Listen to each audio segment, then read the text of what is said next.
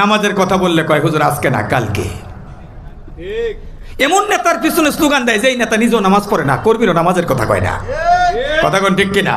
কিন্তু এমন নেতার পিছনে যাওয়া উচিত ছিল যে নিজেও নামাজ পড়ে, কর্মীকে নামাজের কথা বলে, এক মাসে 150 ওয়াক্ত নামাজ জামাতে হলো কিনা সার্চ করে, 2-3 ওয়াক্ত ছুটে গেছে কেন ছুটলো এটা জিজ্ঞেস করে। এমন নেতা আমাদের প্রয়োজন। কথা কয় না। নামাজ আগে না জীবন আগে?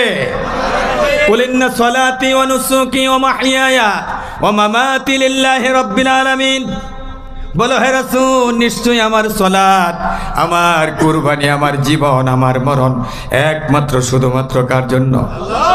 জোরে কোন কার জন্য? তাহলে জীবনের চাইতে বেশি মূল্যবান হলো নামাজ। এই নামাজ যার নাই তার সাথে আমরা নাই। নামাজ আছে যেখানে, রোজা আছে যেখানে, কোরআন আছে যেখানে, ইসলাম আছে যেখানে, মাশাআল্লাহ।